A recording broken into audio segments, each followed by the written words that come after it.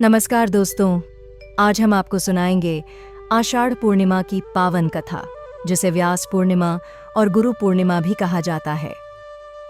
द्वापर युग में एक समय की बात है कि यशोदा जी ने कृष्ण से कहा, हे कृष्ण, तुम सारे संसार के उत्पन्नकर्ता, पोषक तथा उसके संहार करता हो। आज कोई ऐसा व्रत मुझसे कहो जिसके करने से मृत्युलोक में स्त्रियों को विधवा होने का भय न रहे तथा यह व्रत सभी मनुष्यों की मनोकामनाएं पूर्ण करने वाला हो। श्री कृष्ण कहने लगे, हे माता, तुमने अति सुंदर प्रश्न किया है। मैं तुमसे ऐसे ही व्रत को सविस्तार कहता हूँ। सौभाग्य की प्राप्ति के लिए स्त्रियों को 32 पूर्णमासियों का व्रत करना चाहिए। इस व्रत के करने से स्त्रियों को सौभाग्य संपत्ति मिलती है। यह व्रत अचल सौभाग्य देने वाला एवं भगवान शिव के प्रति मनुष्य मात्र की भक्ति को बढ़ाने वाला है। यशोदा जी कहने लगीं, हे कृष्ण, सर्वप्रथम इस व्रत को मृत्युलोक में किसने किया था, इसके विषय में विस्तार पूर्वक मुझसे कहो। श्री कृष्ण जी कहने लगे कि इस भूमंडल पर एक अत्यंत प्रसिद्ध राजा चंद्रहास से पालित अनेक प्रकार के रत्नों से परिपूर्ण कातिका नाम की एक नगरी थी। वहां पर धनेश्वर नाम का एक ब्राह्मण था और उसकी स्त्री अति सुशीला रूपवती थी। दोनों ही उस नगरी में बड़े प्रेम के साथ रहते थे। घर में धन धान्य आदि की कमी नहीं थी। उनको एक बड़ा दुख था कि उनके कोई संतान नहीं थी। इस दुख से वह अत्यंत दुखी रहते थे। एक समय एक बड़ा तपस्वी योगी उस नगरी में आया। वह योगी उस ब्राह्मण के घर को छोड़कर अन्य सब घरों से भिक्षा लाकर भोजन किया करता था।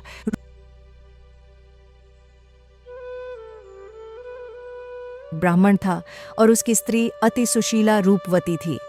दोनों ही उस नगरी में बड़े प्रेम के साथ रहते थे। घर में धन धान्य आदि की कमी नहीं थी। उनको एक बड़ा दुख था कि उनके कोई संतान नहीं थी। इस दुख से वह अत्यंत दुखी रहते थे। एक समय एक बड़ा तपस्वी योगी उस नगरी में आया। वह योगी उस ब्राह्मण के घर को छोड़कर अन्य सब घरों से भिक्षा लाकर भोजन किया करता था। रूपवती से वह भिक्षा नहीं लिया करता था।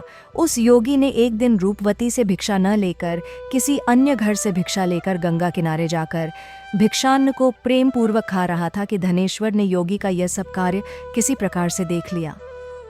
अपनी भिक्षा के अनादर से दुखी होकर धनेश्वर योगी से बोला, महात्मन, आप सब घरों से भिक्षा लेते हैं, परंतु मेरे घर की भिक्षा कभी भी नहीं लेते। इसका कारण क्या है? योगी ने कहा कि निःसंतान के घर की भीख पतितों के अन्न के तुल्य होती है, और जो पतितों का अन्न खाता है वह भी पतित हो जाता है। चूंकि तुम निःसंतान हो, अतः पतित हो जाने के भय से मैं तुम्हारे घर की भिक्षा नहीं लेता हूँ। धनेश्वर यह बात सुनकर अपने मन में बहुत दुखी हुआ और हाथ जोड़कर योगी के पैरों पर गिर पड़ा तथा आर्त भाव से कहने लगा, हे महाराज, यदि ऐसा है तो आप मुझको पुत्र प्राप्ति का उपाय बताइए। आप सर्वज्ञ हैं, मुझ पर अवश्य ही यह कृपा कीजिए। धन की मेरे घर में कोई कमी नहीं, परंतु मैं पुत्र न होने के कारण अत्यंत दुखी हूँ। आप मेरे इस दुख का हरण करें, आप सामर्थ्यवान हैं। यह सुनकर योगी कहने लगे, हे ब्राह्मण, तुम चंडी की आराधना करो। घर आकर उसने अपने स्त्री से सब वृत्तांत कहा और स्वयं तप के निमित्त वन में चला गया। वन में जाकर उसने चंडी की उपासना की और उपवास किया। चंडी ने 16वें दिन उसको स्वप्न में दर्शन दिया और कहा, हे धनेश्वर, जा, तेरे पुत्र होगा, परंतु वह 16 वर्ष की आयु में ही मृत्यु को प्राप्त हो जाएगा। यदि तुम दोनों स्त्री पुरुष 32 पूर्णमासियों का व्रत विधि पूर्वक करोगे तो वह दीर्घायु होगा। जितनी तुम्हारी सामर्थ्य हो, आटे के दिए बनाकर शिव जी का पूजन करना, परंतु पूर्णमासी को 32 जो जाने चाहिए। प्रातः काल हाने पर इस स्थान के समीप ही तुम्हें एक आम का वृक्ष दिखाई देगा। उस पर तुम चढ़कर एक फल तोड़कर शीघ्र अपने घर चले जाना। अपनी स्त्री से सब वृत्तांत कहना। ऋतु स्नान के पश्चात वह स्वच्छ होकर श्री शंकर जी का ध्यान करके उस फल को खा लेगी। तब शंकर भगवान की कृपा से उसको गर्भ हो जाएगा। जब वह ब्राह्मण प्रातः काल उठा तो उसने उस स्थान के पास ही एक आम का वृक्ष देखा, जिस पर एक अत्यंत सुंदर आम का फल लगा हुआ था। उस ब्राह्मण ने उस आम के वृक्ष पर चढ़कर उस फल को तोड़ने का प्रयत्न किया, परंतु वृक्ष पर कई बार प्रयत्न करने पर भी वह न चढ़ पाया। तब तो उस ब्राह्मण को बहुत चिंता हुई और विघ्न विनाशक श्री गणेश जी की वंदना करने लगा। हे दयानिधे, अपने भक्तों के विघ्नों का नाश करके उनके मंगल कार्य को करने वाले, दुष्टों का नाश करने वाले, रिद्धि सिद्धि के देने वाले, आप मुझ पर कृपा करके इतना बल दें कि मैं अपने मनोरथ को पूर्ण कर सकूं। इस प्रकार गणेश जी की प्रार्थना करने पर उनकी कृपा से धनेश्वर वृक्ष पर चढ़ गया और उसने एक अति सुंदर आम का फल देखा। उसने विचार किया कि जो वरदान से फल मिला था वह यह है और कोई फल दिखाई नहीं देता। उस धनेश्वर ब्राह्मण ने जल्दी से उस फल को तोड़कर अपनी स्त्री को लाकर दिया और उसकी स्त्री ने अपने पति के कथनानुसार उस फल को खा लिया और वह गर्भवती हो गई। देवी जी की असीम कृपा से उसे एक अत्यंत सुंदर पुत्र उत्पन्न हुआ, जिसका नाम उन्होंने देवीदास रखा। माता पिता के हर्ष और शोक के साथ वह बालक शुक्ल पक्ष के चंद्रमा की भांति अपने पिता के घर में बढ़ने लगा। भवानी की कृपा से वह बालक बहुत ही सुंदर, सुशील और विद्या पढ़ने में बहुत ही निपुण हो गया।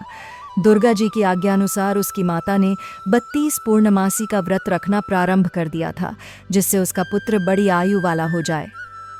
16वां वर्ष लगते ही देवीदास के माता पिता को बड़ी चिंता हो गई कि कहीं उनके पुत्र की इस वर्ष मृत्यु न हो जाए। इसलिए उन्होंने अपने मन में विचार किया कि यदि यह दुर्घटना उनके सामने हो गई तो वे कैसे सहन कर सकेंगे। अस्तु उन्होंने देवीदास के मामा को बुलाया और कहा कि हमारी इच्छा है कि देवीदास 1 वर्ष तक काशी में जाकर विद्या अध्ययन करे और उसको अकेला भी नहीं छोड़ना चाहिए, इसलिए साथ में तुम चले जाओ और 1 वर्ष के पश्चात इसको वापस लौटा लाना। सब प्रबंध करके उसके माता पिता ने काशी जाने के लिए देवीदास को एक घोड़े पर बैठाकर उसके मामा को साथ कर दिया, किंतु यह बात उसके मामा या किसी और से नहीं कही। धनेश्वर ने सपत्नीक अपने पुत्र की मंगल कामना तथा दीर्घायु के लिए भगवती दुर्गा की आराधना और पूर्णमासियों का व्रत करना आरंभ कर दिया। इस प्रकार बराबर 32 पूर्णमासी का व्रत पूरा किया। कुछ समय पश्चात एक दिन वह दोनों मामा और भांजा मार्ग में रात्रि बिताने के लिए किसी ग्राम में ठहरे हुए थे। उस दिन उस गांव में एक ब्राह्मण की अत्यंत सुंदरी, सुशीला, विदुषी और गुणवती कन्या का विवाह होने वाला था। जिस धर्मशाला के अंदर वर और उसकी बारात ठहरी हुई थी, उसी धर्मशाला में देवीदास और उसके मामा भी ठहरे हुए थे। संयोगवश कन्या को तेल आदि चढ़ाकर मंडप आदि का कृत्य किया गया तो लग्न के समय वर को धनुर्वात हो गया। अस्तु वर के पिता ने अपने कुटुंबियों से परामर्श करके निश्चय किया कि यह देवीदास मेरे पुत्र जैसा ही सुंदर है, मैं इसके साथ ही लग्न करा दूं और बाद में विवाह के अन्य कार्य मेरे लड़के के साथ हो जाएंगे। ऐसा सोचकर देवीदास के मामा से जाकर बोला कि तुम थोड़ी देर के लिए अपने भांजे को हमें दे दो, जिससे विवाह के लग्न का सब कृत्य सुचारू रूप से हो सके। तब उसका मामा कहने लगा कि जो कुछ भी मधुपर्क आदि कन्यादान के समय वर को मिले वह सब हमें दे दिया जाए, तो मेरा भांजा इस बारात का दूल्हा बन जाएगा। यह बात वर के पिता ने स्वीकार कर लेने पर उसने अपना भांजा वर बनने को भेज दिया और उसके साथ सब विवाह कार्य रात्रि में विधि पूर्वक संपन्न हो गया। पत्नी के साथ वह भोजन न कर सका और अपने मन में सोचने लगा कि न जाने यह किसी स्त्री होगी। वह एकांत में इसी सोच में गर्म निश्वास छोड़ने लगा तथा उसकी आंखों में आंसू भी आ गए। तब वधू ने पूछा कि क्या बात है, आप इतने उदासीन व दुखी क्यों हो रहे हैं? तब उसने सब बातें जो वर के पिता व उसके मामा में हुई थीं उसको बतला दी। तब कन्या कहने लगी कि यह ब्रह्म विवाह के विपरीत हो कैसे सकता है। देव, ब्राह्मण और अग्नि के सामने मैंने आपको ही अपना पति बनाया है, इसलिए आप ही मेरे पति हैं। मैं आपकी ही पत्नी रहूंगी, किसी अन्य की कदापि नहीं। तब देवीदास ने कहा, ऐसा मत करिए, क्योंकि मेरी आयु बहुत थोड़ी है। मेरे पश्चात आपकी क्या गति होगी, इन बातों को अच्छी तरह विचार लो। परंतु वह दृढ़ विचार वाली थी, बोली कि जो आपकी गति होगी वही मेरी गति होगी। हे स्वामी, आप उठिए और भोजन करिए, आप निश्चय ही भूखे होंगे। इसके बाद देवीदास और उसकी पत्नी दोनों ने भोजन किया तथा शेष रात्रि वे सोते रहे। प्रातःकाल देवीदास ने अपनी पत्नी को 3 नगों से जड़ी हुई एक अंगूठी दी, एक रुमाल दिया और बोला, हे प्रिय, इसे लो और संकेत समझकर स्थिर चित्त हो जाओ। मेरा मरण और जीवन जानने के लिए एक पुष्प वाटिका बना लो, उसमें सुगंधि वाली एक नवमल्लिका लगा लो, उसको प्रतिदिन जल से सींचा करो और आनंद के साथ खेलो कूदो तथा उत्सव मनाओ। जिस समय और जिस दिन मेरा प्राणांत होगा ये फूल सूख जाएंगे और जब ये फिर हरे हो जाएं तो जान लेना कि मैं जीवित हूँ। यह बात निश्चय करके समझ लेना, इसमें कोई संशय नहीं है। यह समझाकर वह चला गया। प्रातःकाल होते ही वहां पर गाजे बाजे बजने लगे और जिस समय विवाह के कार्य समाप्त करने के लिए वर तथा सब बाराती मंडप में आए तो कन्या ने वर को भली प्रकार से देखकर अपने पिता से कहा कि यह मेरा पति नहीं है, मेरा पति वही है जिसके साथ रात्रि में मेरा पाणी ग्रहण हुआ था। इसके साथ मेरा विवाह नहीं हुआ है। यदि यह वही है तो बताए कि मैंने इसको क्या दिया। मधुपर्क और कन्यादान के समय जो मैंने भूषण आदि दिए थे उन्हें दिखाए तथा रात में मैंने क्या गुप्त बातें कही थीं वह सब सुनाए। पिता ने उसके कथनानुसार वर को बुलवाया। कन्या की यह सब बातें सुनकर वह कहने लगा कि मैं कुछ नहीं जानता। इसके पश्चात लज्जित होकर वह अपना सा मुंह लेकर चला गया और सारी बारात भी अपमानित होकर वहां से लौट गई। भगवान श्री कृष्ण बोले, हे माता। इस प्रकार देवीदास काशी विद्याध्ययन के लिए चला गया। जब कुछ समय बीत गया तो काल से प्रेरित होकर एक सर्प रात्रि के समय उसको डसने के लिए वहां पर आया। उस विषधर के प्रभाव से उसके शयन का स्थान चारों ओर से विष की ज्वाला से विषैला हो गया, परंतु व्रतराज के प्रभाव से उसको काटने न पाया, क्योंकि पहले ही उसकी माता ने 32 पूर्णिमा का व्रत कर रखा था। इसके बाद मध्याह्न के समय स्वयं काल वहां पर आया और उसके शरीर से उसके प्राणों को निकालने का प्रयत्न करने लगा, जिससे वह मूर्छित होकर पृथ्वी पर गिर पड़ा। भगवान की कृपा से उसी समय पार्वती जी के साथ श्री शंकर जी वहां पर आ गए। उसको मूर्छित दशा में देखकर पार्वती जी ने भगवान शंकर से प्रार्थना की कि हे महाराज, इस बालक की माता ने पहले 32 पूर्णिमा का व्रत किया था, जिसके प्रभाव से हे भगवान आप इसको प्राण दान दें। भवानी के कहने पर भक्त वत्सल भगवान श्री शिव जी ने उसको प्राण दान दे दिया। इस व्रत के प्रभाव से काल को भी पीछे हटना पड़ा और देवीदास स्वस्थ होकर बैठ गया। उधर उसकी स्त्री उसके काल की प्रतीक्षा किया करती थी। जब उसने देखा कि उस पुष्प वाटिका में पत्र पुष्प कुछ भी नहीं रहे तो उसको अत्यंत आश्चर्य हुआ, और जब वह वैसे ही हरी भरी हो गई तो वह जान गई कि वह जीवित हो गए हैं। यह देखकर वह बहुत प्रसन्न मन से अपने पिता से कहने लगी कि पिताजी, मेरे पति जीवित हैं, आप उनको ढूंढिए। जब 16वां वर्ष व्यतीत हो गया तो देवीदास भी अपने मामा के साथ काशी से चल दिया। इधर उसे श्वसुर उसको ढूंढने के लिए अपने घर से जाने वाले ही थे कि वह दोनों मामा भांजा वहां पर आ गए। उसको आया देखकर उसका श्वसुर बड़ी प्रसन्नता के साथ अपने घर में ले आया। उस समय नगर के निवासी भी वहां इकट्ठे हो गए और सबने निश्चय किया कि अवश्य ही इसी बालक के साथ इस कन्या का विवाह हुआ था। उस बालक को जब कन्या ने देखा तो पहचान लिया और कहा कि यह तो वही है जो संकेत करके गया था। तदुपरांत सभी कहने लगे कि भला हुआ जो यह आ गया, और सब नगरवासियों ने आनंद मनाया। कुछ दिन बाद देवीदास अपनी पत्नी और मामा के साथ अपने श्वसुर के घर से बहुत सा उपहार आदि लेकर अपने घर के लिए प्रस्थान किया।